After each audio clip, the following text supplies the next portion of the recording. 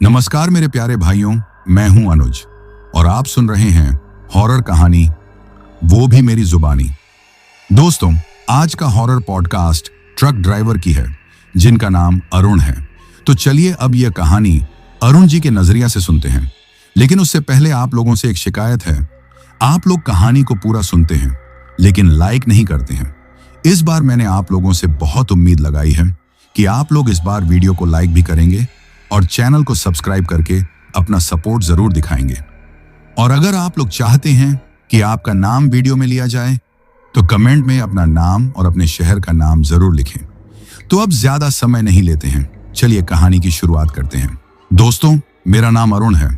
कहने को तो मैं हिमाचल के पहाड़ों का रहने वाला हूं। कसौनी नाम का एक छोटा सा खूबसूरत गांव है मेरा। पर किस्मत की रोटियां सेंकने के लिए मैं आज देश के इस कोने से उस कोने तक सड़कों को नापता हूं। आप लोगों ने सही समझा, पेशे से मैं एक ट्रक ड्राइवर हूं। आज लगभग 10 साल हो गए मुझे ये भारी भरकम गाड़ियों का स्टीयरिंग घुमाते हुए।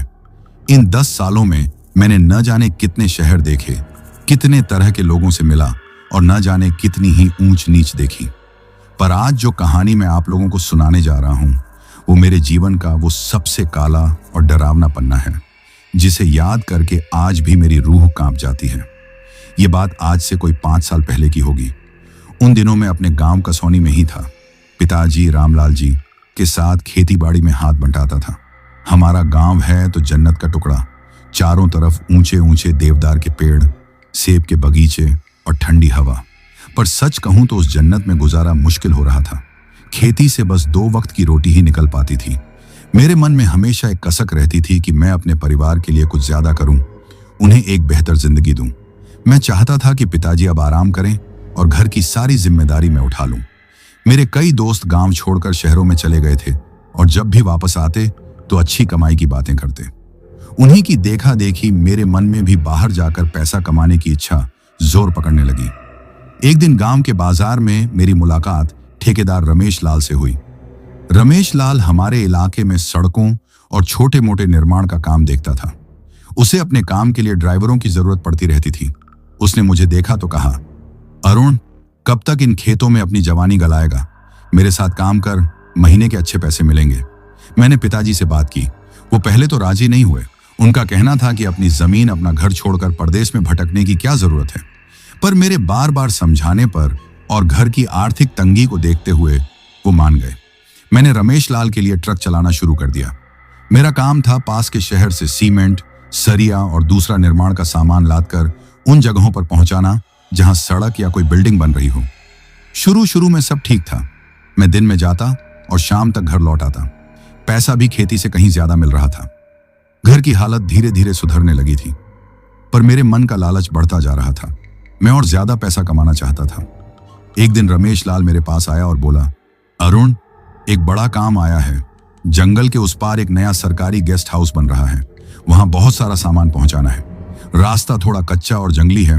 रात में सफर करना पड़ सकता है, पर पैसा भी मोटा मिलेगा। बोल, करेगा? जंगल का नाम सुनकर मैं एक पल के लिए हिचकिचाया। हमारे गांव के बड़े बुजुर्ग उस जंगल के बारे में कई कहानियां सुनाते थे। कहते थे कि वो जंगल पाक नहीं है, वहां अजीब अजीब सी ताकतें हैं। खासकर रात के वक्त उस जंगल से गुजरना खतरे से खाली नहीं। पर फिर मैंने सोचा कि यह सब पुरानी बातें हैं। आज के जमाने में इन पर कौन यकीन करता है। और फिर पैसों का लालच मुझ पर हावी हो गया। मैंने हाँ कर दी। अगले ही दिन मैंने अपना ट्रक उठाया और शहर की तरफ चल पड़ा। वहां से मैंने ट्रक में सीमेंट की बोरियां लदवाईं और जंगल वाले रास्ते की ओर बढ़ चला। दिन का समय था, सूरज सिर पर चमक रहा था। जंगल का रास्ता वाकई बहुत खराब था। सड़क नाम की कोई चीज नहीं थी, बस एक पगडंडी थी जिसे चौड़ा करके रास्ता बना दिया गया था। ट्रक हिचकोले खाता हुआ धीरे धीरे आगे बढ़ रहा था। दोनों तरफ घना जंगल था। पेड़ों की वजह से सूरज की रोशनी भी जमीन तक ठीक से नहीं पहुंच पा रही थी। जैसे जैसे मैं जंगल में अंदर जाता गया, एक अजीब सी खामोशी पसरती गई। चिड़ियों की चहचहाहट भी बंद हो गई थी। बस मेरे ट्रक के इंजन की घरघराहट उस खामोशी को तोड़ रही थी। मुझे थोड़ा अजीब तो लगा, पर मैंने अपने मन को समझाया कि घना जंगल है, इसलिए ऐसा लग रहा है। शाम होते होते मैं गेस्ट हाउस वाली जगह पर पहुंच गया। वहां मजदूरों ने फटाफट ट्रक खाली किया। अब तक अंधेरा घिरने लगा था। मुझे रात वहीं गुजारनी थी और सुबह दूसरी खेप के लिए वापस शहर जाना था। ठेकेदार ने मेरे रुकने का इंतजाम वहीं एक छोटे से तंबू में कर दिया था। रात में जब मैं लेटा तो मुझे नींद नहीं आ रही थी। जंगल से तरह तरह की डरावनी आवाजें आ रही थीं। कभी किसी जानवर के घुर्राने की आवाज तो कभी किसी परिंदे की अजीब सी चीख। मैंने अपने जीवन में ऐसी आवाजें पहले कभी नहीं सुनी थी। डर के मारे मैंने अपने कानों पर हाथ रख लिए और हनुमान चालीसा का पाठ करने लगा। पता नहीं कब मेरी आंख लग गई। अगले कुछ हफ्तों तक मेरा यही काम चलता रहा। मैं दिन में शहर से सामान लाता और जंगल में पहुंचाता। धीरे धीरे मेरा डर भी कम होने लगा था। वो आवाजें अब मुझे रोज की लगने लगी थी।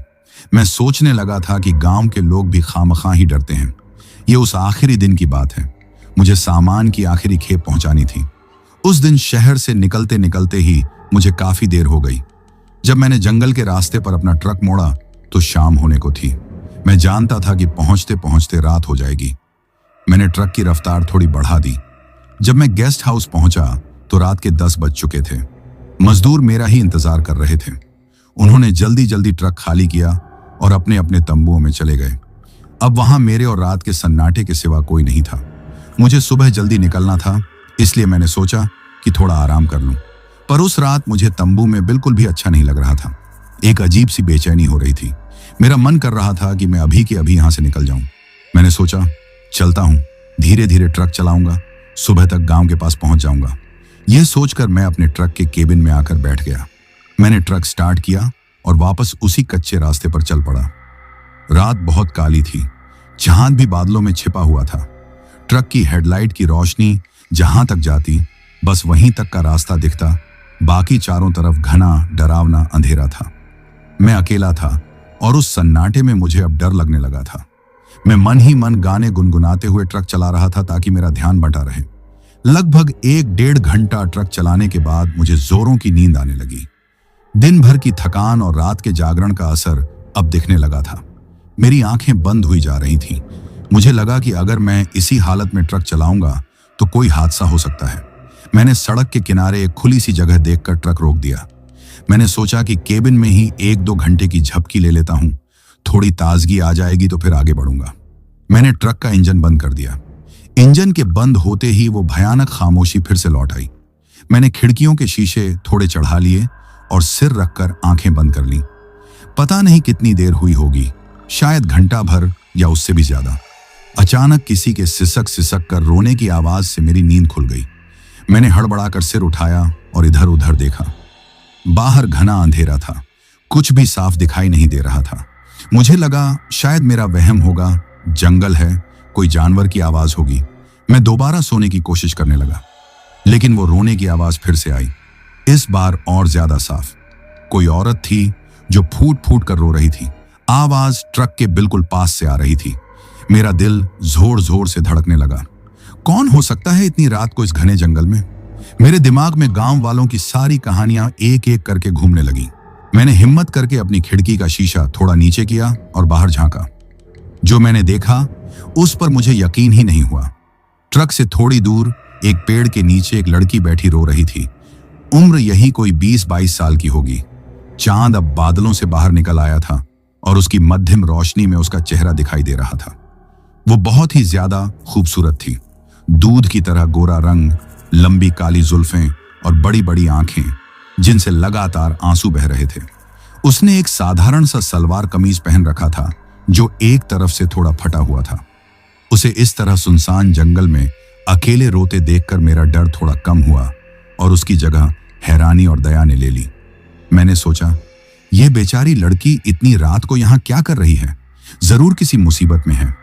मैंने केबिन का दरवाजा खोला और ट्रक से नीचे उतरा। मेरे कदमों की आहट सुनकर उसने रोना बंद कर दिया और डर कर मेरी तरफ देखने लगी। उसकी आंखों में एक अजीब सा खौफ था। मैं थोड़ा फासला रखकर ही रुक गया और नरम आवाज में बोला, डरो मत, मैं तुम्हें कोई नुकसान नहीं पहुंचाऊंगा। तुम कौन हो और इतनी रात को यहां अकेले क्या कर रही हो? पहले तो वो कुछ नहीं बोली, बस सहमी हुई नजरों से मुझे देखती रही। फिर मैंने दोबारा पूछा तो वो हिचकते हुए बोली, मेरा नाम सुखिया है। सुखिया, मैंने कहा, पर तुम यहां इस जंगल में क्या कर रही हो? तुम्हारा घर कहां है? मेरे सवाल पूछते ही वो फिर से रोने लगी। सिसकियों के बीच उसने जो कहानी सुनाई उसे सुनकर मेरा दिल पसीज गया। उसने बताया कि वो पास के ही एक गांव की रहने वाली है। उसकी माँ बचपन में ही गुजर गई थी और उसके पिता ने दूसरी शादी कर ली थी। उसकी सौतेली माँ उस पर बहुत जुल्म करती थी। आज भी उसकी माँ ने उसे छोटी सी बात पर बहुत मारा और घर से निकाल दिया। वो बेचारी जान बचाकर भागती भागती इस जंगल में आ पहुंची। उसकी कहानी सुनकर मुझे उसकी सौतेली माँ पर बहुत गुस्सा आया। मैंने सोचा, कैसी औरत है, इतनी सुंदर मासूम सी बच्ची पर हाथ उठाते हुए उसे जरा भी तरस नहीं आया। मेरे मन में उसके लिए दया उमड़ आई। मैंने फैसला किया कि मैं इस लड़की को इस हाल में यहां छोड़कर नहीं जा सकता। कोई जंगली जानवर उसे अपना शिकार बना लेगा। मैंने उससे कहा, देखो सुखिया, अब रोना बंद करो, तुम मेरे साथ चलो। मेरा गांव यहां से ज्यादा दूर नहीं है। मैं तुम्हें अपने घर ले चलूंगा। सुबह होने पर हम सोचेंगे कि क्या करना है। मेरी बात सुनकर उसने अपनी नम आंखों से मेरी तरफ देखा। उसकी नजरों में एक उम्मीद की चमक थी। उसने धीरे से सिर हिलाकर हाँ कर दी। मैंने उसे उठने में मदद की और अपने ट्रक के केबिन में बैठने को कहा। वो चुपचाप जाकर मेरे बगल वाली सीट पर बैठ गई। मैंने वापस आकर स्टीयरिंग संभाला और ट्रक आगे बढ़ा दिया। उस वक्त मैंने यह बिल्कुल भी नहीं सोचा कि एक अनजान लड़की पर इस तरह भरोसा करके मैं अपनी जिंदगी की सबसे बड़ी गलती कर रहा हूं। मुझे क्या पता था कि जिसे मैं एक मासूम और बेबस लड़की समझकर अपने साथ ले जा रहा हूं, वो असल में कोई और ही है। वो एक ऐसा भयानक सच थी जिसके बारे में मैंने सिर्फ कहानियों में सुना था। वो मेरे लिए मौत का वो जाल थी जिसमें मैं खुद अपनी मर्जी से चलकर जा फंसा था। उस रात उस सुनसान जंगल में मैंने सिर्फ एक लड़की को नहीं, बल्कि अपनी होने वाली मौत को अपने ट्रक में बिठाया था। अब आगे क्या होने वाला था, इस बात से मैं पूरी तरह अनजान था और यही मेरी सबसे बड़ी भूल थी। दोस्तों, मैंने ट्रक का स्टीयरिंग घुमाया और धीरे धीरे उसे वापस उस कच्ची पगडंडी पर ले आया। केबिन के अंदर एक अजीब सी खामोशी थी जिसे बस मेरे ट्रक के इंजन की घरघराहट ही तोड़ रही थी। मेरे बगल वाली सीट पर सुखिया बैठी थी, सिर झुकाए, अपनी उंगलियों को मरोड़ती हुई। चांद की हल्की सी रोशनी जो खिड़की से छन कर आ रही थी, उसमें मैं देख सकता था कि उसके गालों पर आंसू अब भी सूखे नहीं थे। उसे देखकर मेरे दिल में एक अजीब सी दया और जिम्मेदारी का एहसास हो रहा था। मैंने सोचा, बेचारी, न जाने क्या क्या सहा होगा इसने। मैंने माहौल को थोड़ा हल्का करने की कोशिश करते हुए उससे पूछा, तो सुखिया, तुम्हारा गांव जंगल के किस तरफ है? क्या नाम है तुम्हारे गांव का? उसने बिना मेरी तरफ देखे बहुत ही धीमी आवाज में कहा, मेरा कोई गांव नहीं है। उसका जवाब सुनकर मुझे बड़ा अजीब लगा। मैंने कहा, ऐसे कैसे कोई गांव नहीं है? अभी तो तुमने बताया कि तुम पास के गांव से भागकर आई हो। वो कुछ देर चुप रही, फिर बोली, जिस घर में इज्जत ना हो वो घर घर नहीं होता, और जहां अपना कोई ना हो वो गांव भी अपना नहीं लगता। मेरे लिए अब वो सब कुछ पीछे छूट गया। उसकी बातों में इतना दर्द था कि मैं और कुछ पूछने की हिम्मत नहीं कर पाया। मुझे लगा कि शायद मैं उसके जख्मों को कुरेद रहा हूं। मैंने चुपचाप ट्रक चलाने में ही भलाई समझी, पर मेरा मन बेचैन था। मैं बार बार कनखियों से उसे देख लेता था। वो बिल्कुल शांत पत्थर की मूरत बनी बैठी थी, न कोई हरकत, न कोई आवाज।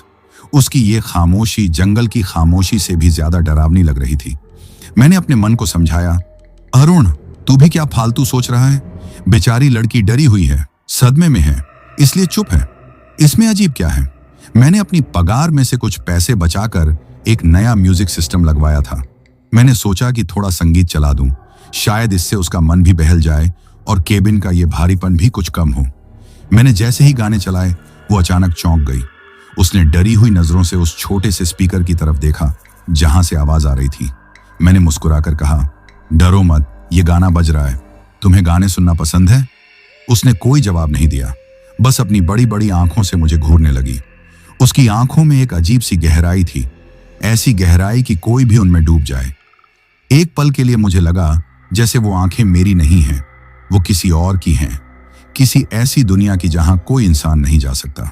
मेरे शरीर में एक हल्की सी कंपी दौड़ गई। मैंने झट से अपनी नजरें सामने सड़क पर गड़ा दी और म्यूजिक सिस्टम बंद कर दिया। अब मैं बस जल्द से जल्द इस जंगल से बाहर निकलना चाहता था। मैंने ट्रक की रफ्तार थोड़ी और बढ़ा दी। वो कच्चा ऊबड़ खाबड़ रास्ता अब खत्म होने का नाम ही नहीं ले रहा था। हर मोड़ के बाद लगता कि बस अब जंगल खत्म होगा, पर सामने फिर वही घने पेड़ और अंधेरा रास्ता दिखाई दे जाता।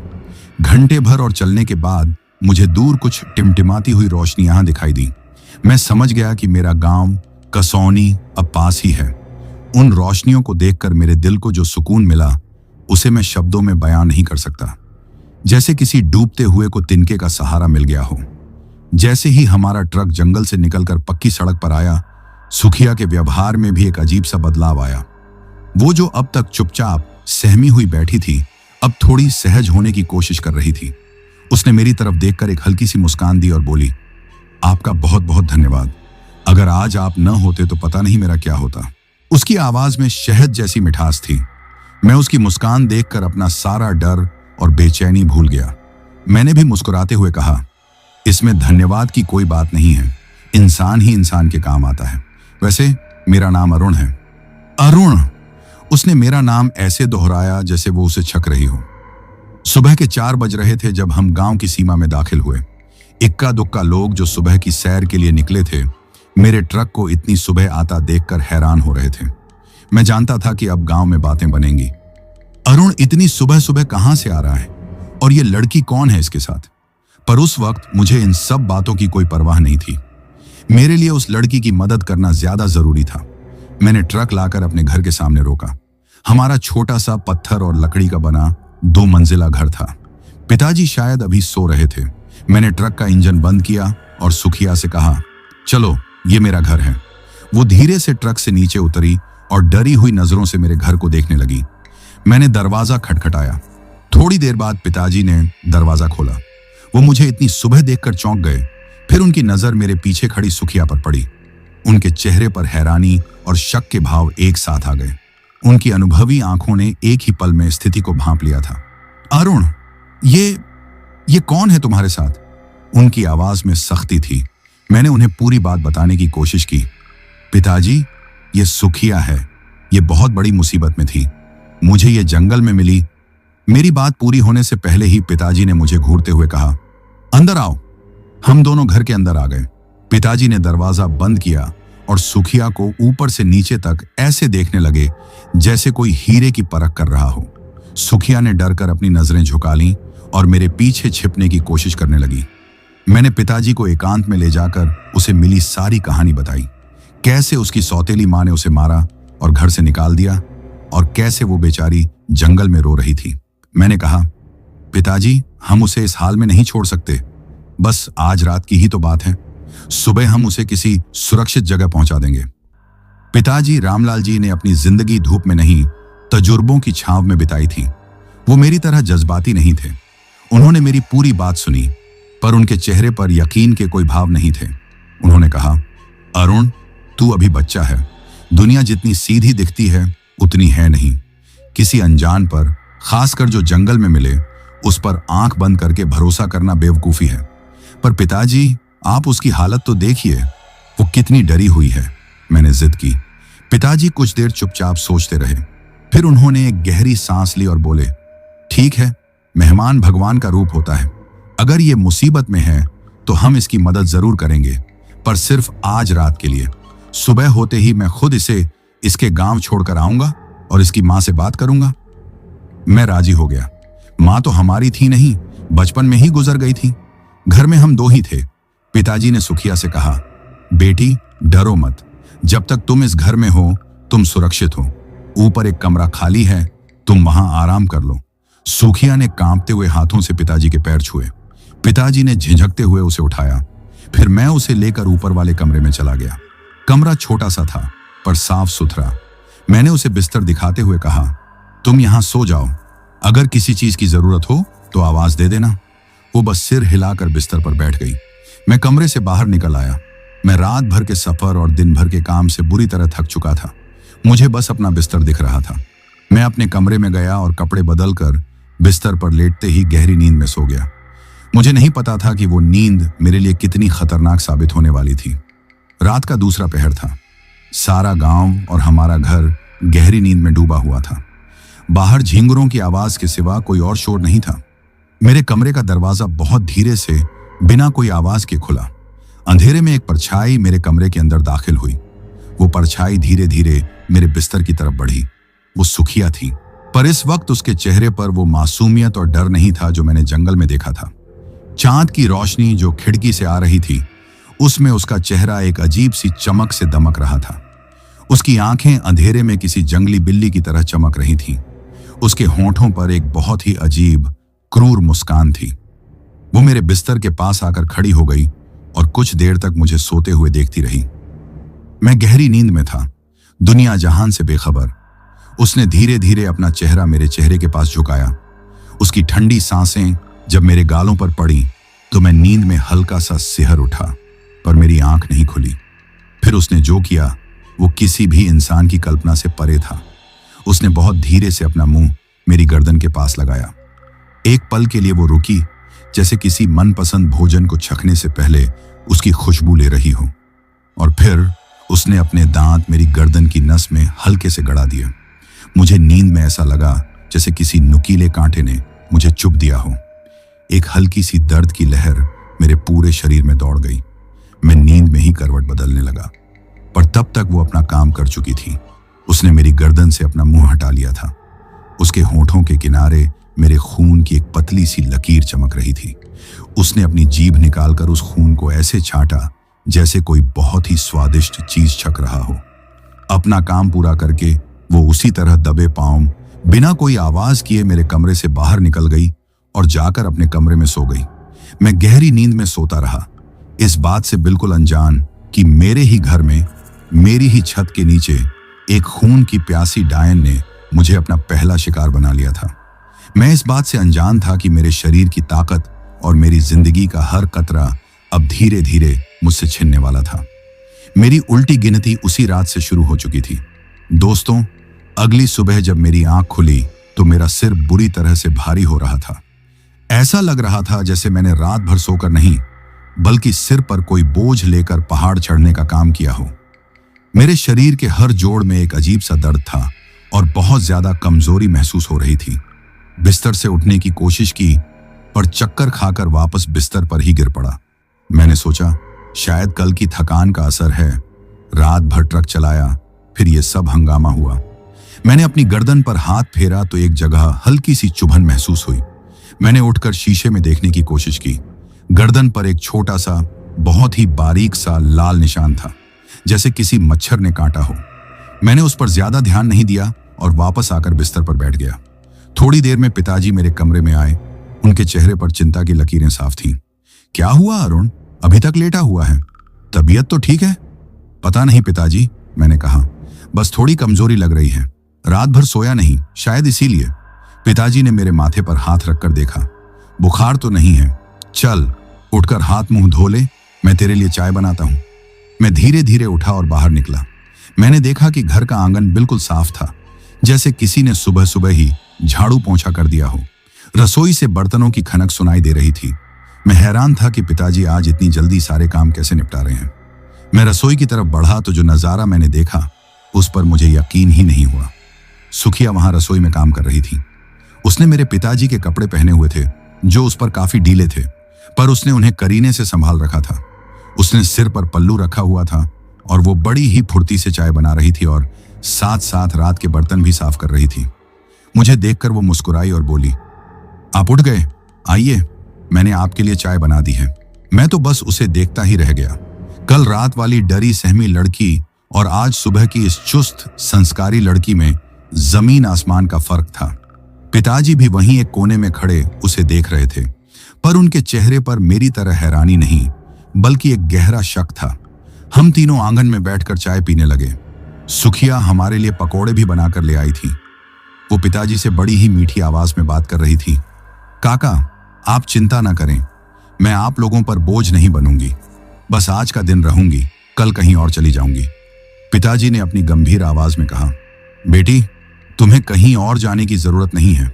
मैंने कहा था ना, मैं सुबह तुम्हें तुम्हारे गांव छोड़ आऊंगा। अपनी माँ से बात करूंगा। हर माँ बाप का गुस्सा थोड़ी देर का होता है। यह सुनते ही सुखिया का चेहरा उतर गया। उसकी आंखों में फिर से आंसू भरने लगे। वो सिसकते हुए बोली, नहीं काका, मुझे वहां वापस नहीं जाना। वो मुझे मार डालेगी। मेरा इस दुनिया में कोई नहीं है। वो इस तरह से रोने लगी कि किसी भी पत्थर दिल इंसान का दिल पसीज जाए। मेरा दिल तो पहले से ही पसीजा हुआ था। मैंने पिताजी से कहा, पिताजी, आप क्यों जिद कर रहे हैं? अगर वो नहीं जाना चाहती तो रहने दीजिए ना। जब तक उसका मन करेगा यहां रहेगी। हमारे घर में क्या कमी है? पिताजी ने मुझे गुस्से से घूरा। अरुण, तू चुप रह, तू नहीं समझता इन बातों को। फिर वो सुखिया की तरफ मुड़े और बोले, ठीक है, अगर तुम नहीं जाना चाहती तो मत जाओ, पर तुम्हें अपने बारे में सब कुछ सच सच बताना होगा। सुखिया ने आंसू पोंछते हुए हामी भर दी। उस दिन वो घर के कामों में ऐसे जुट गई जैसे वो सालों से इसी घर की सदस्य हो। उसकी फुर्ती और काम करने का तरीका देखकर कोई कह ही नहीं सकता था कि वो सिर्फ एक दिन पहले इस घर में आई है। पर मेरी तबीयत लगातार बिगड़ती जा रही थी। दोपहर होते होते मेरी कमजोरी इतनी बढ़ गई कि मुझसे उठा भी नहीं जा रहा था। मुझे चक्कर आ रहे थे और कुछ भी खाने का मन नहीं कर रहा था। सुखिया मेरी बहुत सेवा कर रही थी। वो मेरे लिए नींबू पानी लाती, मेरे पैर दबाती और बार बार पूछती, आपको कैसा लग रहा है, डॉक्टर को बुलाऊं क्या? उसकी इतनी देखभाल देखकर मैं उसके प्रति और भी ज्यादा नरम हो गया। मुझे लगा कि पिताजी खामखां ही उस पर शक कर रहे हैं, पर पिताजी की आंखों का शक कम होने की बजाय बढ़ता ही जा रहा था। मैं बिस्तर पर लेटे लेटे देखता कि वो सुखिया को अजीब नजरों से घूरते रहते। जब भी सुखिया मेरे कमरे में होती, वो दरवाजे पर आकर खड़े हो जाते। वो उससे बात तो करते, पर उनकी आवाज में एक रूखापन होता। 2 दिन बीत गए, मेरी हालत में कोई सुधार नहीं हुआ। मैं बस बिस्तर पर पड़ा रहता, कमजोर और बेजान। गांव का वैद्य भी आकर देख गया, पर उसे भी मेरी बीमारी समझ नहीं आई। उसने कहा कि यह कोई अंदरूनी कमजोरी है और कुछ दवाइयां दे गया, पर उनसे कोई फायदा नहीं हुआ। तीसरे दिन पिताजी मुझसे बोले, अरुण, मैं बाजार तक जाकर आता हूं, घर का कुछ सामान खत्म हो गया है। ठीक है पिताजी, मैंने कमजोर आवाज में कहा। पिताजी के जाने के बाद सुखिया मेरे पास आकर बैठ गई। वो मेरा हाथ सहलाते हुए बोली, आप चिंता मत कीजिए, आप जल्दी ठीक हो जाएंगे। मैं भगवान से आपके लिए रोज प्रार्थना करती हूँ। उसकी बातें मुझे दिलासा दे रही थी, पर मेरे अंदर एक अजीब सी बेचैनी थी जो खत्म होने का नाम नहीं ले रही थी। उधर पिताजी जब गांव के बाजार में पहुंचे तो उनका मन भारी था। वो मेरे लिए बहुत चिंतित थे। वो सीधे बनवारी लाला की पंसारी की दुकान पर पहुंचे। बनवारी लाला की दुकान सिर्फ दुकान नहीं, गांव की चौपाल थी। वहां गांव के 4-5 लोग हमेशा बैठे रहते और देश दुनिया की बातें करते। जब पिताजी वहां पहुंचे तो वहां पहले से ही 2-3 लोग बैठे थे और किसी गंभीर विषय पर चर्चा कर रहे थे। एक बूढ़े चाचा, जिनका नाम हरि सिंह था, बाकी लोगों को कुछ बता रहे थे। उनकी आवाज में डर था। मैं सच कह रहा हूं, हरि सिंह चाचा बोल रहे थे। मैंने अपनी आंखों से देखा है। जंगल की तरफ से एक साया आता है, रात के अंधेरे में चमकता है। दूसरा आदमी, जो शायद कोई शिकारी था, बोला, अरे चाचा, कोई जानवर होगा। नहीं, हरि सिंह ने जोर देकर कहा, वो जानवर नहीं है, वो त्रिकाया है। वो लौट आई है। त्रिकाया का नाम सुनते ही वहां बैठे सभी लोगों के चेहरे पर खौफ पसर गया। पिताजी, जो अब तक चुपचाप खड़े थे, उनके भी कान खड़े हो गए। उन्होंने बचपन में अपनी दादी से त्रिकाया की कहानियां सुनी थी। एक भयानक रूप बदलने वाली डायन जो इंसानों का, खासकर नौजवान लड़कों का खून पीती थी। वो पहले अपने हुस्न के जाल में शिकार को फंसाती है और फिर धीरे धीरे उसकी जिंदगी चूस लेती है, जब तक कि वो बस हड्डियों का ढांचा न रह जाए। पिताजी हिम्मत करके आगे बढ़े और पूछा, क्या बात कर रहे हो हरि सिंह? ये त्रिकाया कौन है? हरि सिंह ने पिताजी को देखा और बोला, रामलाल, तुम नहीं जानते, ये वो बला है जो हर 20-25 साल में इस जंगल में लौटती है। वो एक डायन है जो किसी भी इंसान का रूप ले सकती है। वो पहले तो अपने शिकार को अपनी खूबसूरती से मोह लेती है और फिर रात में उसका खून पीकर अपनी ताकत बढ़ाती है। उसका शिकार धीरे धीरे कमजोर होकर मर जाता है और किसी को पता भी नहीं चलता कि उसकी मौत बीमारी से हुई है या किसी और वजह से। पिताजी का दिल जोर से धड़कने लगा। हरि सिंह की बताई हुई हर एक बात उनके दिमाग में हथौड़े की तरह लग रही थी। एक खूबसूरत लड़की, जंगल में मिलना, नौजवान लड़का और उसकी अचानक होने वाली बीमारी, सारी कड़ियां एक एक करके जुड़ रही थीं। उनके दिमाग में सुखिया का भोला, मासूम चेहरा घूम गया, पर अब उस चेहरे के पीछे उन्हें एक भयानक डायन की परछाई नजर आ रही थी। बनवारी लाला बोला, हाँ रामलाल, हरि सिंह ठीक कह रहा है। मेरे दादाजी बताते थे कि आज से 50 साल पहले भी वो आई थी। गांव के 3 नौजवान लड़के एक ही महीने के अंदर एक एक करके मर गए थे। सब कहते थे कि कोई महामारी फैली है, पर बाद में पता चला कि ये सब उसी त्रिकाया का किया धरा है। पिताजी का चेहरा डर के मारे सफेद पड़ गया था। उनके हाथ पैर कांप रहे थे। उन्हें समझ में आ गया था कि जिसे वो अपने घर में मेहमान बनाकर रखे हुए हैं, वो कोई बेबस लड़की नहीं, बल्कि उनके बेटे की मौत बनकर आई है। वो कोई सुखिया नहीं, वो त्रिकाया है। वो बिना कोई सामान लिए बिना किसी से कुछ और कहे दुकान से भागे। वो भागते हुए अपने घर की तरफ जा रहे थे।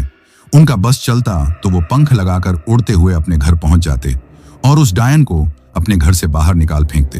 पर वो ये भी जानते थे कि ये इतना आसान नहीं है। वो एक मामूली इंसान थे और उनका सामना एक शक्तिशाली, खून की प्यासी डायन से था। जब वो हांफते कांपते घर पहुंचे तो उन्होंने देखा कि मैं आंगन में एक चारपाई पर लेटा हुआ हूं और सुखिया मेरे बगल में बैठकर मेरे बालों में धीरे धीरे हाथ फेर रही है। वो मुझसे कह रही थी, आप सो जाइए, आराम करने से आपको अच्छा लगेगा। पिताजी दरवाजे पर ही जड़ होकर खड़े हो गए। उस एक पल में उन्हें सुखिया के रूप में अपनी आंखों के सामने साक्षात मौत दिखाई दे रही थी, जो बड़े ही प्यार से अपने शिकार को सुला रही थी ताकि वो रात में आकर आसानी से अपना भोजन कर सके। पिताजी के मुंह से एक शब्द भी नहीं निकला। वो बस अपनी कांपती नजरों से उस दृश्य को देखते रहे और मन ही मन उस शक्ति को याद करने लगे जो इस भयानक बला से उनके बेटे को बचा सकती थी। दोस्तों, उस शाम हमारे घर में एक अजीब सा अनकहा खौफ पसरा हुआ था। मैं तो अपनी चारपाई पर कमजोरी में डूबा हुआ था, पर मुझे महसूस हो रहा था कि कुछ बहुत गलत है।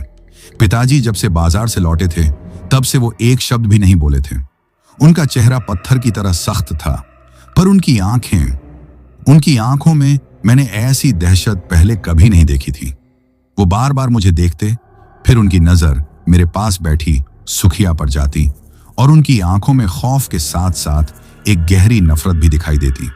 सुखिया शायद इस तनाव को महसूस नहीं कर पा रही थी, या शायद वो महसूस करके भी अनजान बनने का नाटक कर रही थी।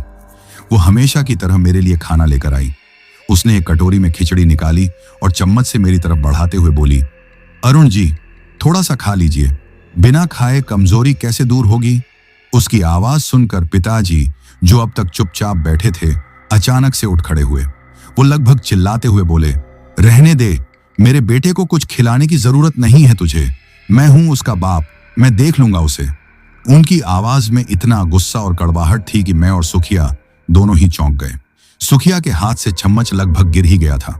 उसकी आंखों में हैरानी और डर के भाव थे। वो मासूमियत से बोली, काका, मुझसे कोई गलती हो गई क्या? पिताजी ने कोई जवाब नहीं दिया, बस उसे घूरते रहे। फिर वो कमरे से बाहर आंगन में चले गए। उस रात पिताजी ने भी खाना नहीं खाया। वो बस आंगन में एक चारपाई पर बैठे रहे, अंधेरे में। मुझे उनकी चिंता हो रही थी। मैंने सुखिया से कहा, तुम जाकर सो जाओ, मैं पिताजी को देखता हूं। सुखिया चुपचाप अपने कमरे में चली गई। मैं हिम्मत करके उठा और लड़खड़ाते हुए कदमों से पिताजी के पास पहुंचा। पिताजी, क्या बात है? आप इतने परेशान क्यों हैं? और आपने सुखिया पर इस तरह से गुस्सा क्यों किया? पिताजी ने अंधेरे में अपना चेहरा छुपा लिया। उनकी आवाज कांप रही थी। अरुण, तू नहीं समझेगा, तू बस उस लड़की से दूर रह। इतना कहकर वो चुप हो गए। उस रात वो वहीं आंगन में बैठे रहे।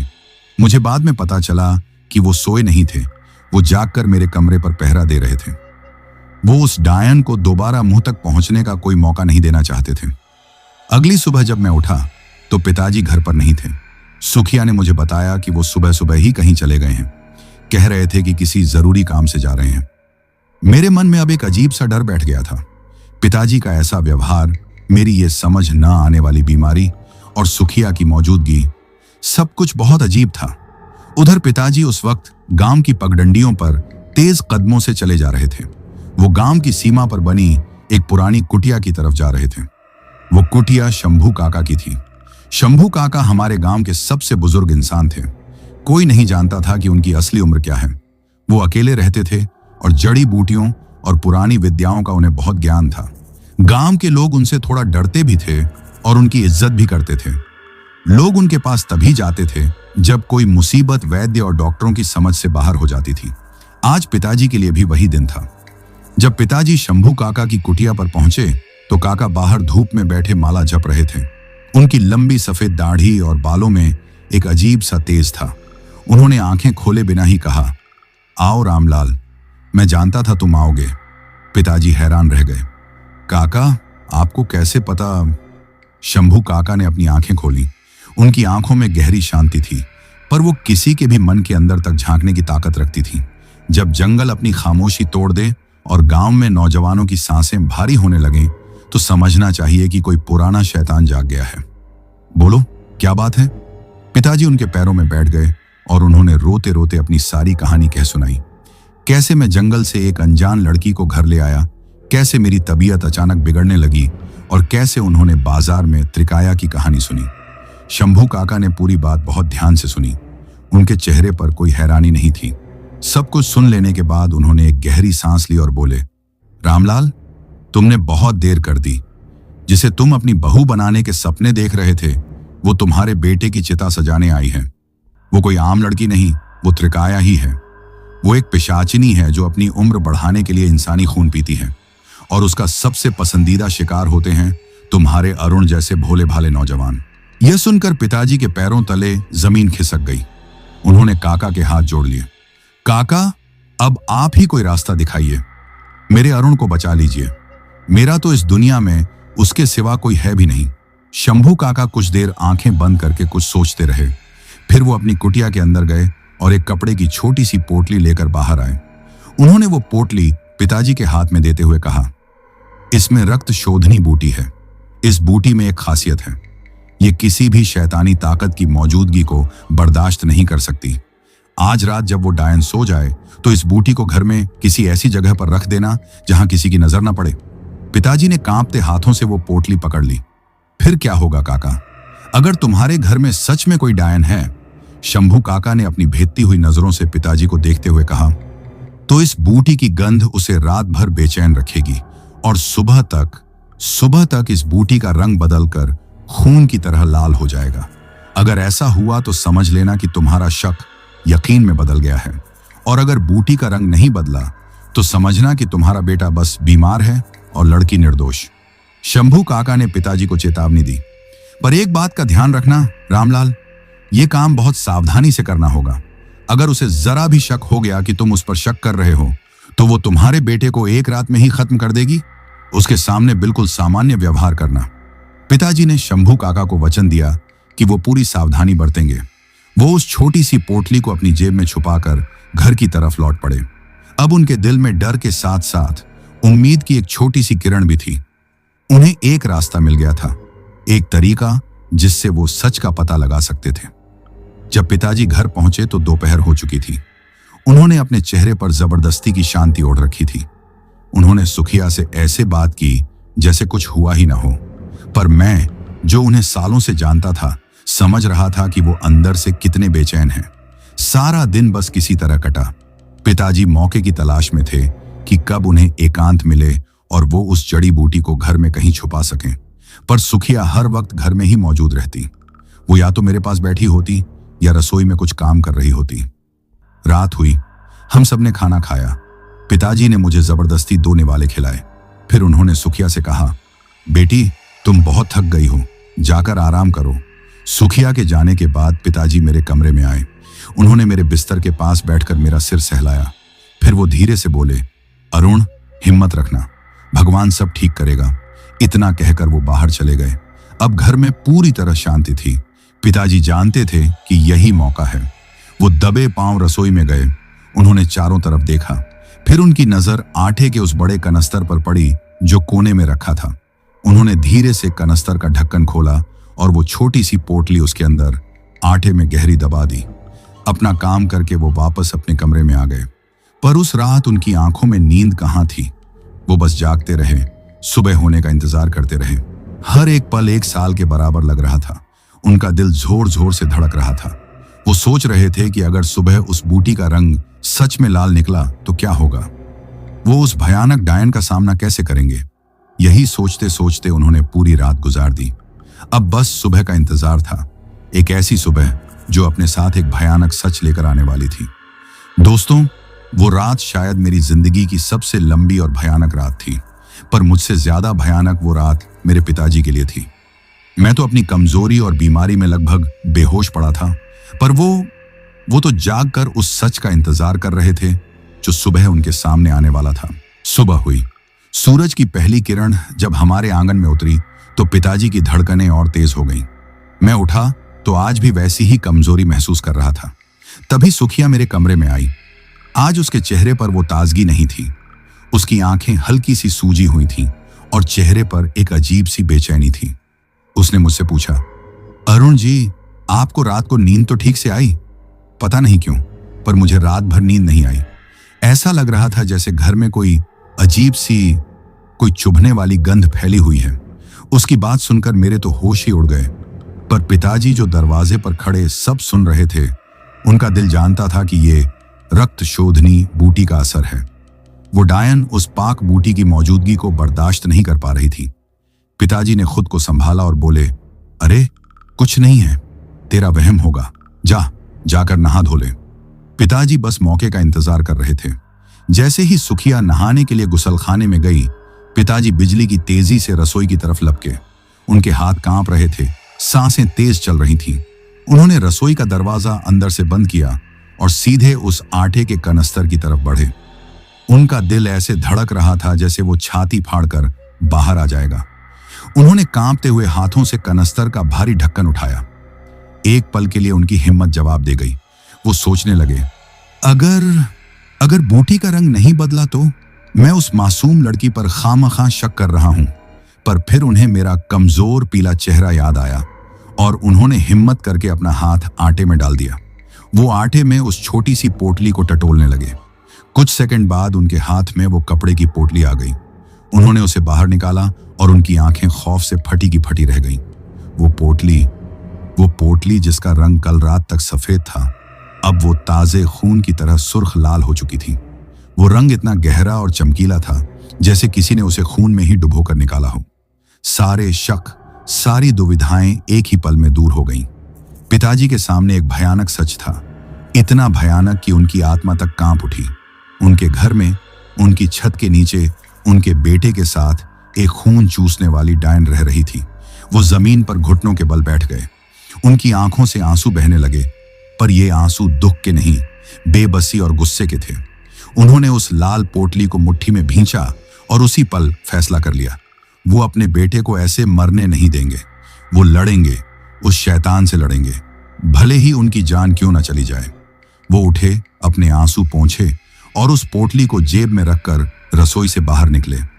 उन्होंने मुझसे आकर कहा, अरुण, मैं वैद्य जी से तेरे लिए एक खास दवा लेने जा रहा हूं। गांव से थोड़ा दूर है, आने में शाम हो जाएगी, अपना ध्यान रखना। सुखिया भी तब तक नहाकर आ चुकी थी। पिताजी ने उसकी तरफ देखा तक नहीं और तेजी से घर से निकल गए। वो भागे जा रहे थे, वापस शंभू काका की कुटिया की तरफ। उनका हर कदम उन्हें उस सच्चाई के और करीब ले जा रहा था जिसका सामना करने की हिम्मत हर किसी में नहीं होती। जब वो शंभू काका की कुटिया में पहुंचे तो काका अपनी आंखें बंद की बैठे थे, जैसे वो उनका ही इंतजार कर रहे हों। पिताजी ने बिना कुछ कहे अपनी कांपती हुई मुट्ठी खोली और वो खून जैसी लाल पोटली काका के सामने रख दी। उसे देखते ही शंभू काका की शांत आंखों में एक तूफान सा आ गया। उन्होंने गहरी आवाज में कहा, तो शक यकीन में बदल ही गया। अनर्थ हो गया रामलाल, बहुत बड़ा अनर्थ हो गया। काका, अब क्या होगा? पिताजी की आवाज में हताशा थी। हम कैसे लड़ेंगे उससे? वो कोई मामूली डायन नहीं है। शंभू काका ने उनकी बात बीच में ही काट दी। वो त्रिकाया है, एक बहुत ही शक्तिशाली और पुरानी आत्मा। वो अपनी शक्तियों का इस्तेमाल करके किसी को भी भ्रम में डाल सकती है। फिर शंभू काका ने जो बताया उसे सुनकर पिताजी की बची खुची हिम्मत ने भी जवाब दे दिया। शंभू काका ने आसमान की तरफ देखते हुए कहा, रामलाल, आज से ठीक 2 दिन बाद अमावस्या की रात को सूर्य ग्रहण है। सूर्य ग्रहण? पिताजी समझ नहीं पाए। हाँ, सूर्य ग्रहण, काका ने अपनी डरावनी आंखों से पिताजी को घूरते हुए कहा। ये वो समय होता है जब अंधेरे की ताकतें अपने चरम पर होती हैं। ग्रहण के दौरान त्रिकाया की शक्तियां 100 गुना बढ़ जाएंगी। अगर हमने उसे ग्रहण लगने से पहले खत्म नहीं किया तो वो इतनी शक्तिशाली हो जाएगी कि उसे कोई नहीं रोक पाएगा। वो न सिर्फ अरुण को खत्म कर देगी बल्कि पूरे गांव को भी अपना शिकार बना सकती है। अब पिताजी को समझ आया कि वो कितनी बड़ी मुसीबत में फंस गए हैं। उनके पास सिर्फ 2 दिन का वक्त था। ये एक दौड़ थी, समय के खिलाफ, मौत के खिलाफ। पिताजी पूरी तरह टूट चुके थे। पर हम करेंगे क्या काका? हम 2 बूढ़े मिलकर उस शैतान का सामना कैसे करेंगे? शंभू काका उठे और अपनी कुटिया से एक पुराना जंग लगा हुआ त्रिशूल निकाला। उनकी आंखों में अब डर नहीं बल्कि एक अजीब सी चमक थी। उन्होंने कहा, डरने से काम नहीं चलेगा रामलाल। वो शक्तिशाली है तो क्या हुआ, अमर नहीं है। हर शैतान की कोई ना कोई कमजोरी होती है। हमें उसे उसके सबसे कमजोर पल में पकड़ना होगा। पर वो पल कब आएगा? आज रात, शंभू काका ने त्रिशूल को जमीन पर पटकते हुए कहा। आज रात हम उस पर पहला वार करेंगे, पर यह काम हम अकेले नहीं कर सकते। हमें मदद चाहिए होगी। गांव में जाओ और 4-5 ऐसे भरोसेमंद और हिम्मत वाले आदमियों को इकट्ठा करो जो अपनी जान पर खेलने से न डरें। बनवारी लाला और हरि सिंह को जरूर साथ लेना, वो इस बला के बारे में जानते हैं। शंभू काका ने आगे कहा, हम उसे घर में नहीं मार सकते, वो वहां बहुत मजबूत है। हमें उसे वापस उसी के इलाके में, उसी जंगल में खींच कर लाना होगा। आज रात हम सब जंगल में उसका इंतजार करेंगे। तुम बस किसी तरह उसे घर से निकालकर जंगल तक ले आओ। पिताजी के सामने अब एक साफ मकसद था। डर अब भी था, पर उस डर पर अपने बेटे को बचाने का संकल्प हावी हो चुका था। उन्होंने शंभू काका को वचन दिया कि वो आज रात त्रिकाया को जंगल में लेकर जरूर आएंगे, चाहे इसके लिए उन्हें अपनी जान ही क्यों ना दांव पर लगानी पड़े। एक भयानक युद्ध की तैयारी शुरू हो चुकी थी। एक तरफ थी अंधेरे की वो शैतानी ताकत और दूसरी तरफ थे कुछ मामूली इंसान जिनके पास हिम्मत और एक पिता के प्यार के सिवा और कोई हथियार नहीं था। अब देखना यह था कि उस रात जीत किसकी होती है। दोस्तों, उस दिन जब पिताजी घर लौटे तो उनके चेहरे पर एक अजीब सा संकल्प था। डर अब भी था, पर उस डर के ऊपर एक फौलादी परत चढ़ चुकी थी। उन्होंने मुझसे कहा कि वो गांव के मंदिर में एक खास पूजा रखवा रहे हैं और उसी सिलसिले में कुछ लोगों से मिलने जा रहे हैं। ये सब उस शैतान सुखिया के सामने हो रहा था और वो बस एक भोली भाली लड़की की तरह सिर हिला रही थी। पिताजी सबसे पहले बनवारी लाला की दुकान पर पहुंचे। उन्होंने लाला और वहीं बैठे हरि सिंह चाचा को किनारे ले जाकर शंभू काका की सारी बात बताई। पहले तो उन दोनों के चेहरे डर के मारे सफेद पड़ गए। नहीं रामलाल, ये हमसे नहीं होगा, बनवारी लाला ने कांपते हुए कहा। वो कोई मामूली औरत नहीं, वो डायन है। हम उसके सामने कैसे टिकेंगे? तभी पिताजी ने हरि सिंह चाचा के हाथ पकड़ लिए। चाचा, आप तो जानते हैं उस बला के बारे में। अगर आज हम डर कर बैठ गए तो कल वो मेरे अरुण को खा जाएगी और परसों आपके बच्चों और पोतों का नंबर आएगा। क्या आप ये होने देंगे? पिताजी की आंखों में बेबसी और हिम्मत का जो संगम था, उसे देखकर उन लोगों का दिल पसीज गया। हरि सिंह चाचा ने एक लंबी सांस ली और बोले, रामलाल ठीक कह रहा है। अगर आज चुप बैठे तो ये आग हर घर तक पहुंचेगी। हम लड़ेंगे। उनके हां कहते ही बनवारी लाला और गांव के 2 और हिम्मत वाले नौजवान जो ये बातें सुन रहे थे, वो भी तैयार हो गए। अब योजना का दूसरा और सबसे मुश्किल हिस्सा शुरू होना था। उस डायन को घर से निकालकर जंगल तक लाना। शाम ढल चुकी थी, घर में अंधेरा होने लगा था। पिताजी मेरे पास आकर बैठे। उनकी आंखें मेरे पीले पड़ चुके चेहरे को देख रही थीं। फिर उन्होंने सुखिया को आवाज दी। सुखिया आई तो पिताजी ने बड़ी ही दर्द भरी आवाज में कहा, बेटी, अरुण की हालत बिगड़ती जा रही है। वैद्य की दवा काम नहीं कर रही। बस अब एक ही रास्ता बचा है। कैसा रास्ता काका? सुखिया ने बड़ी हमदर्दी जताते हुए पूछा। हमारे गांव के पुराने लोग कहते हैं कि इस जंगल में चांदनी रात में एक खास बूटी खिलती है जिसे संजीवनी कहते हैं। कहते हैं कि वो मरे हुए इंसान में भी जान डाल सकती है, पर उसे आधी रात को ही तोड़ा जा सकता है। पिताजी ने एक झूठी कहानी घड़ी। सुखिया की आंखों में एक चमक सी आई। शायद वो सोच रही थी कि उसका शिकार इतनी जल्दी मरना नहीं चाहिए। उसने पूछा, तो आप जाते क्यों नहीं काका? मैं बूढ़ा आदमी हूं बेटी, पिताजी ने लाचारी दिखाते हुए कहा। मुझसे अकेले उस घने जंगल में नहीं जाया जाएगा। अरुण की ये हालत है। काश कोई हिम्मत वाला साथ होता तो मैं अपने बेटे के लिए ये कोशिश जरूर करता। उन्होंने ये कहते हुए सुखिया की तरफ ऐसी नजरों से देखा जैसे वो उससे मदद मांग रहे हों। सुखिया कुछ देर सोचती रही। वो शायद खतरे को भांप रही थी, पर साथ ही उसे अपनी शक्तियों पर घमंड भी था। उसने सोचा होगा कि यह बूढ़ा आदमी उसका क्या बिगाड़ लेगा। आखिर में वो बोली, आप चिंता मत कीजिए काका, मैं चलूंगी आपके साथ। हम दोनों मिलकर अरुण जी के लिए वो बूटी जरूर लेकर आएंगे। पिताजी का कलेजा मुंह को आ गया, पर उन्होंने चेहरे पर राहत के भाव लाते हुए कहा, तेरा बहुत एहसान होगा बेटी। आधी रात को जब सारा गांव सो रहा था, मेरे पिताजी उस डायन के साथ जंगल की तरफ चल पड़े। उनके हाथ में एक लालटेन थी और दिल में खौफ का समंदर। हर कदम पर उन्हें लगता कि वो अपनी मौत की तरफ बढ़ रहे हैं। सुखिया चुपचाप उनके साथ चल रही थी। अंधेरे में उसकी आंखें अजीब तरह से चमक रही थीं। वो उसे लेकर जंगल में और गहरे उतरते गए। एक पहले से तय की हुई जगह पर, जो एक खुला मैदान सा था, पिताजी रुक गए। उन्होंने हांफते हुए कहा, बस बेटी, यहीं कहीं खिलती है वो बूटी। सुखिया इधर उधर बूटी खोजने का नाटक करने लगी। तभी अचानक चारों तरफ से मशालें जल उठी। शंभू काका अपने हाथ में त्रिशूल लिए, हरि सिंह चाचा, बनवारी लाला और बाकी के 2 नौजवान हाथ में भाले और कुल्हाड़ियां लिए झाड़ियों से बाहर निकल आए। उन्होंने चारों तरफ से सुखिया को घेर लिया था। सुखिया ने जैसे ही उन सबको देखा, वो समझ गई कि उसे फंसाया गया है। एक पल में उसके चेहरे से वो मासूमियत का नकाब उतर गया। उसका खूबसूरत चेहरा गुस्से और नफरत से बिगड़ने लगा। तो ये थी तुम्हारी चाल बुढ़े? वो पिताजी की तरफ देखकर एक ऐसी भयानक आवाज में गुर्राई जो किसी इंसान की नहीं हो सकती थी। तुम सब मिलकर मुझे मारोगे, तुम कीड़े मकोड़े। और फिर हम सब ने वो देखा जो हमने सिर्फ कहानियों में सुना था। उसका शरीर खींचने लगा, उसकी हड्डियां चटकने की आवाजें आने लगी, उसकी खूबसूरत त्वचा गलकर गिरने लगी और उसके नीचे से एक काला झुर्रियों वाला भयानक शरीर बाहर आने लगा। उसकी आंखें बड़ी होकर जलते हुए अंगारों की तरह लाल हो गईं। उसके मुंह से नुकीले दांत बाहर निकल आए और उसकी जीभ किसी सांप की तरह लपलपाने लगी। वो अब सुखिया नहीं, साक्षात त्रिकाया डायन थी। अपने सबसे घिनौने और असली रूप में उसने एक गगनभेदी चीख मारी और उन सब पर हमला कर दिया। हमला करो, शंभू काका चिल्लाए। उन्होंने अपनी पोटली से कोई भस्म निकालकर उस पर फेंकी। भस्म लगते ही त्रिकाया ऐसे चिल्लाई जैसे किसी ने उस पर तेज झाप डाल दिया हो, पर वो रुकी नहीं। उसने हवा में उछलकर बनवारी लाला पर हमला किया। बनवारी ने अपनी कुल्हाड़ी से वार किया, पर डायन ने उसे एक ही झटके में दूर फेंक दिया। वो बहुत तेज और ताकतवर थी। वो एक एक करके सब पर भारी पड़ रही थी।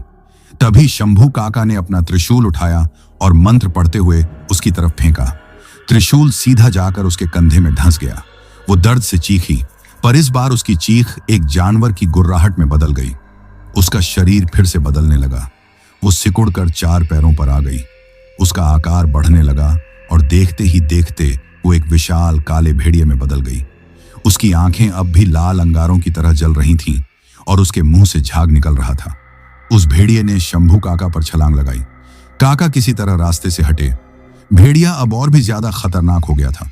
वो अपनी फुर्ती से सबके हमलों से बच रहा था और अपने नुकीले पंजों और दांतों से उन पर पलटवार कर रहा था। हरि सिंह चाचा के हाथ पर उसने ऐसा पंजा मारा कि मांस उधड़ गया। सब लोग डर गए थे, पर शंभू काका चिल्लाए, डरो मत, ये इसका भ्रम है, हिम्मत से लड़ो। उन्होंने एक और जड़ी बूटी निकालकर जलती हुई मशाल पर डाली। उससे एक अजीब सी महक वाला धुआं निकला। धुएं के लगते ही भेड़िया छटपटाने लगा। उसे कुछ दिखाई नहीं दे रहा था। मौके का फायदा उठाकर गांव के दोनों नौजवानों ने अपने भालों से उस पर एक साथ वार किया। दोनों भाले उसकी पीठ में गहरे धंस गए। भेड़िया एक दर्दनाक चीख के साथ जमीन पर गिरा, पर वो अभी हारी नहीं थी। उसका घायल शरीर एक बार फिर बदलने लगा। उसकी खाल पंखों में बदलने लगी। उसका मुंह एक नुकीली चोंच का आकार लेने लगा। कुछ ही पलों में वो एक विशालकाय गिद्ध में बदल चुका था, जिसके पंख इतने बड़े थे कि उसने पूरे मैदान को अपनी छाया में ढक लिया। उसने जोर से अपने पंख फड़फड़ाए। ऐसी तेज हवा चली कि मशालें बुझने लगीं। फिर वो आसमान में ऊंचा उड़ा और एक भयानक चीख के साथ उसने नीचे झपट्टा मारा। उसका निशाना थे मेरे पिताजी, जो एक पेड़ के पीछे छिपे हुए थे। रामलाल हटो, शंभू काका चिल्लाए, पर बहुत देर हो चुकी थी। उस विशाल गिद्ध ने अपने पंजों में मेरे पिताजी को जकड़ लिया और उन्हें लेकर वापस आसमान में उड़ गया। पिताजी हवा में लटके चीख रहे थे। नीचे शंभू काका और बाकी सब लोग बेबसी से ऊपर देख रहे थे। उस गिद्ध ने एक विजयी चीख मारी और मेरे पिताजी को लेकर अंधेरे जंगल में गायब हो गया। दोस्तों, नीचे जमीन पर खड़े शंभू काका और बाकी के लोग बस बेबसी से आसमान में उस अंधेरी परछाई को गायब होते देखते रहे। मेरे पिताजी की दर्दनाक चीखें अब भी जंगल में गूंज रही थीं। एक पल के लिए तो सबके पांव तले से जमीन खिसक गई। उनका सबसे बड़ा सहारा, उनका नेता ही अब उस डायन के कब्जे में था। अब क्या होगा? बनवारी लाला ने हांफते हुए कहा। रामलाल भी गया, अब हम सब मारे जाएंगे। चुप करो! शंभू काका की आवाज उस खामोशी में दहाड़ की तरह गूंजी। उनका चेहरा पीला पड़ चुका था, पर उनकी आंखों में अब भी लड़ने की आग बाकी थी। उन्होंने अपने कंधे में धंसे हुए त्रिशूल की तरफ इशारा किया, जो अब उस डायन के साथ ही चला गया था। वो त्रिशूल साधारण नहीं है, उस पर मैंने मंत्रों का अभेद्य कवच चढ़ाया है। जब तक वो उसके शरीर में है, वो हमें रास्ता दिखाता रहेगा। हमें रामलाल को बचाना है और उस शैतान को खत्म भी करना है, और ये सब हमें सूर्य ग्रहण लगने से पहले करना होगा। चलो। शंभू काका ने अपनी आंखें बंद की और कुछ मंत्र बुदबुदाए। फिर उन्होंने अपनी आंखें खोली और जंगल के सबसे घने और अंधेरे हिस्से की तरफ इशारा किया। वो उस तरफ गई है, जल्दी करो, हमारे पास समय नहीं है। सब लोग अपने घावों की परवाह किए बिना शंभू काका के पीछे उस भयानक अंधेरे में दौड़ पड़े। वो जंगल का वो हिस्सा था जहां दिन में भी सूरज की रोशनी नहीं पहुंचती थी और गांव का कोई भी इंसान उस तरफ जाने की हिम्मत नहीं करता था। लगभग आधे घंटे तक भागने के बाद वो एक पुरानी खंडहर हो चुकी हवेली के सामने पहुंचे। वो हवेली शायद किसी पुराने राजा की रही होगी, पर अब वो किसी भुताहा जगह से कम नहीं लग रही थी। वहीं से एक अजीब सी सड़ी हुई गंध आ रही थी और दबी दबी गुर्राहट की आवाजें सुनाई दे रही थीं। शंभू काका ने इशारा किया, वो इसी के अंदर है। उन्होंने दबे पांव उस खंडहर में प्रवेश किया। अंदर का नजारा और भी भयानक था। दीवारों पर काई जमी हुई थी और चमगादड़ों ने हर कोने में अपना डेरा बना रखा था। वो एक बड़े से हॉल में पहुंचे। हॉल के बीचों बीच उस डायन ने लकड़ियों का एक बड़ा सा ढेर लगा रखा था, जैसे वो किसी चिता की तैयारी कर रही हो। और उसी चिता के पास मेरे पिताजी एक खंभे से बंधे हुए थे। वो बुरी तरह से घायल थे और लगभग बेहोश थे। त्रिकाया अपने असली घिनौने रूप में उस चिता के चारों तरफ नाच रही थी और कोई भयानक मंत्र पढ़ रही थी। उसका ध्यान पूरी तरह से अपनी पूजा में था। शायद वो ग्रहण लगने से पहले मेरे पिताजी की बलि देकर कोई सिद्धि प्राप्त करना चाहती थी। शंभू काका ने सबको इशारा किया। यह हमले का सही वक्त था। अब काका के चिल्लाते ही सब लोग जय महाकाल का नारा लगाते हुए उस डायन पर टूट पड़े। त्रिकाया अचानक हुए हमले से बौखला गई, पर अपने इलाके में वो और भी ज्यादा शक्तिशाली थी। उसने एक भयानक चीख मारी और हवा में उड़ने लगी। उसने अपनी शक्तियों से उस खंडहर की दीवारों को हिलाना शुरू कर दिया। ऊपर से पत्थर और मलबा गिरने लगा, पर इस बार गांव वाले डरे नहीं। उन्होंने अपनी जान की बाजी लगा दी थी। शंभू काका लगातार मंत्र पढ़कर उस पर भस्म फेंक रहे थे, जो उसकी शक्ति को कमजोर कर रही थी। हरि सिंह और बनवारी ने मिलकर पिताजी को खोला और उन्हें एक सुरक्षित कोने में ले गए। अब वो डायन पूरी तरह से पागल हो चुकी थी। वो उन पर आग के गोले फेंकने लगी। तभी गांव के एक नौजवान ने हिम्मत दिखाई और अपना भाला पूरी ताकत से उसकी तरफ फेंका। भाला सीधा जाकर उसकी टांग में लगा। वो चीखते हुए नीचे गिरी। बस यही मौका था। शंभू काका चिल्लाए, पकड़ लो इसे, हिलने मत देना। चारों लोगों ने उस पर छलांग लगा दी। वो अपनी पूरी ताकत से छूटने की कोशिश कर रही थी, पर शंभू काका ने एक रस्सी, जिस पर शायद उन्होंने पहले से ही मंत्र पढ़े थे, उस पर फेंक दी। रस्सी किसी सांप की तरह खुद ब खुद उसके शरीर से लिपट गई। अब वो हिल नहीं पा रही थी, बस जमीन पर पड़ी छटपटा रही थी। इसे उठाओ और उस लकड़ी के ढेर पर डाल दो, काका ने आदेश दिया। सबने मिलकर उस भारी भरकम घिनौने शरीर को उठाया और उस चिता पर फेंक दिया। अब आग लगा दो, बनवारी लाला ने अपनी मशाल आगे बढ़ाई। तभी सबने देखा कि आसमान में अंधेरा गहराने लगा है। चांद धीरे धीरे सूरज के आगे आ रहा था। ग्रहण शुरू हो चुका था। जल्दी करो, पिताजी भी होश में आकर चिल्लाए। बनवारी ने जैसे ही मशाल उस लकड़ी के ढेर पर फेंकी, सूखी लकड़ियां तुरंत भभक उठी। आग की लपटों ने जैसे ही त्रिकाया के शरीर को छुआ, वो ऐसी भयानक और दर्दनाक तरीके से चीखी कि उस खंडहर की दीवारें तक कांप उठी। मैं तुम सबको नहीं छोड़ूंगी, मैं वापस आऊंगी। वो आग की लपटों में जलते हुए चिल्ला रही थी। उसकी त्वचा पिघल रही थी और उसका शरीर काला पड़ता जा रहा था। सब लोग उस भयानक दृश्य को देख रहे थे। आसमान में सूरज लगभग पूरी तरह ढक चुका था। बस एक आखिरी किरण बची थी, और जैसे ही वो आखिरी किरण भी ढकी, उस डायन की चीख हमेशा के लिए खामोश हो गई। उसका शरीर जलकर राख के एक छोटे से ढेर में बदल गया। जैसे ही वो मरी, उस जंगल की हवा बदल गई। वो भारीपन, वो सड़ांध, वो खौफ, सब एक पल में गायब हो गया। ग्रहण भी अब खत्म होने लगा था और सूरज वापस निकल रहा था। उधर गांव में, अपने घर में, मैं जो कई दिनों से लगभग बेसुध पड़ा था, अचानक एक झटके से उठा। मेरे शरीर से जैसे कोई भारी बोझ उतर गया हो। मेरी आंखों के आगे छाया अंधेरा छूट गया। मैं कमजोर था, पर मेरा दिमाग बिल्कुल साफ था। मुझे समझ नहीं आ रहा था कि मेरे साथ क्या हुआ है। कुछ घंटों बाद जब पिताजी, शंभू काका और बाकी लोग घायल अवस्था में पर जीत की चमक लिए घर लौटे, तब मुझे पूरी कहानी पता चली। पिताजी ने रोते हुए मुझे अपने गले से लगा लिया और मुझे एक एक बात बताई। कैसे मैं मौत के मुंह में चला गया था और कैसे मेरे पिताजी और उन गांव वालों ने अपनी जान पर खेलकर मुझे एक नई जिंदगी दी थी। दोस्तों, उस दिन मुझे जो सबक मिला वो मैं जिंदगी भर नहीं भूल सकता। मुझे समझ आया कि अधिक पैसा कमाने का लालच इंसान को अंधा बना देता है, इतना अंधा कि वो सही और गलत का फर्क भूल जाता है। मैंने एक अनजान पर भरोसा करके अपनी जान दांव पर लगा दी थी। उस दिन के बाद मैंने ठेकेदार की वो नौकरी छोड़ दी और वापस अपने पिताजी के साथ खेती में लग गया। कम कमाता हूं पर सुकून से अपने परिवार के साथ रहता हूं। आज भी जब मैं किसी सुनसान रास्ते से गुजरता हूं तो सुखिया का वो खूबसूरत चेहरा और त्रिकाया का वो भयानक रूप मेरी आंखों के सामने आ जाता है और मैं भगवान का शुक्रिया अदा करता हूं कि उन्होंने मुझे उस भयानक जाल से जिंदा बाहर निकाला। ये कहानी मैं इसलिए सुना रहा हूं ताकि आप सब भी ये सबक सीख सकें कि हर चमकने वाली चीज सोना नहीं होती और किसी भी अजनबी पर आंख बंद करके भरोसा करना अपनी मौत को दावत देने जैसा है। तो दोस्तों, ये कहानी यही खत्म हुई। अब जिन भाइयों ने अपना नाम वीडियो में कमेंट किया था उनका नाम लेते हैं। वीरू ठाकुर भाई ग्वालियर मध्य प्रदेश से, रिजवान भाई सऊदी दमन से, सईद खान भाई पाकिस्तान से, राजा भाई किशनगंज बिहार से, यूसुफ भाई कानपुर से, अवनीत, जानवी और मानसी जालंधर पंजाब से, दीप ढिल्लोन भाई चंडीगढ़ से, प्रभाकर भाई नासिक महाराष्ट्र से, नीलेश पटेल भाई मध्य प्रदेश से, सुमित्रा, रिमझिम, सुमन और रोहन भाई कोलकाता से, महेंद्र कुमार भाई न्यू दिल्ली से, प्रांजल ब्राह्मण भाई असम गुवाहाटी से, रियाज मंसूरी भाई नासिक से, कुमारस पात्रा भाई ओडिशा से, मजीद भाई मालदीव से, अब्दुल रहीम भाई असम से, जावेद खान भाई मुंबई से, लड्डी सिंह भाई पंजाब से, अशोक कुमार तिवारी, स्वरूपमा तिवारी, नरेंद्र कुमावत भाई जयपुर से, आरना और शाश्वत तिवारी लखनऊ से, भीम मिश्रा भाई ओहायो अमेरिका से, अमित भाई देहरादून से, सूरज भाई साउथ दिल्ली से, पूनम और नंदनी चौधरी जी अहमदाबाद गुजरात से,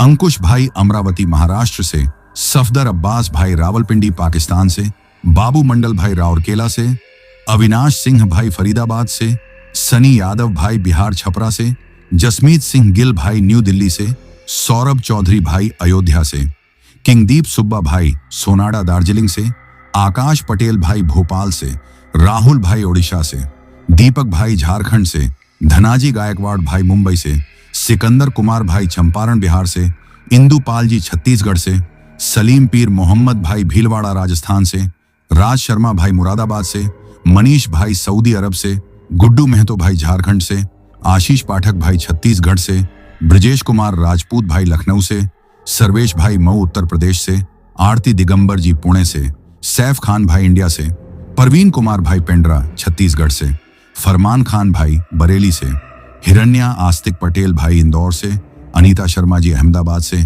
विशाल बिस्टा भाई नेपाल से, राजेंद्र भाई गौरीपुर गौरीगंज से, संतोष पांडे भाई हरियाणा से, अर्जुन बाबू भाई नेपाल से, शिवम राजा भाई गाजीपुर से, इमरान भाई कोलकाता से, सतीश पाठक भाई अमरावती से, राज भाई मध्य प्रदेश से, तलविंदर सिंह भाई रूमी से, जशवीर कौर भाई दिल्ली से, हरविंदर सिंह भाई पंजाब से, राहुल SR के भाई दिल्ली से, पूनम जी जमशेदपुर झारखंड से, निकिता सिंह तंवर जी भिवानी से, नालबारी भाई असम से, चंदन सिंह रावत भाई पंजाब से, बाबू मोनी भाई गोहपुर असम से, वारिश भाई मुरादाबाद उत्तर प्रदेश से, जमनालाल कुम्हार भाई उदयपुर से, रंजीत भाई भद्रक ओडिशा से, तौफीक अंसारी भाई दुबई से, अस्सू खान भाई पिपरिया मध्य प्रदेश से, नरेश शर्मा भाई मास्को रूस से, वसीम अहमद भाई नागपुर से, सुल्तान भाई असम से, चांदनी खान जी और वसीम खान भाई कोलकाता से, दिनेश चौहान भाई बुरहानपुर मध्य प्रदेश से,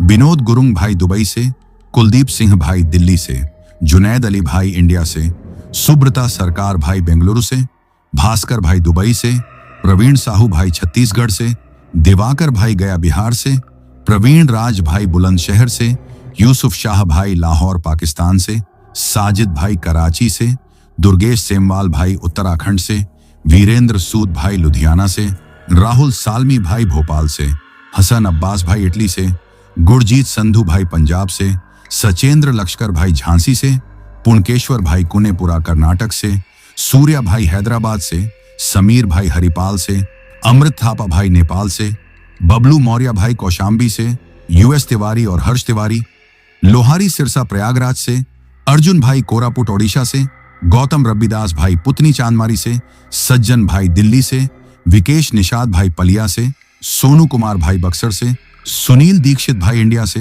जॉली घूमनाम भाई पंजाब से, राहुल कुमार भाई ग्रेटर नोएडा से, नवीन पुनिया भाई चुरू राजस्थान से, परशुराम भाई पंजाब से, अनिल चौहान भाई सिवान से, सुखप्रीत सिंह भाई जालंधर से, अरुण गुज्जर भाई हरचंदपुर हरिद्वार से, सैद अनवर भाई रियाद सऊदी अरब से।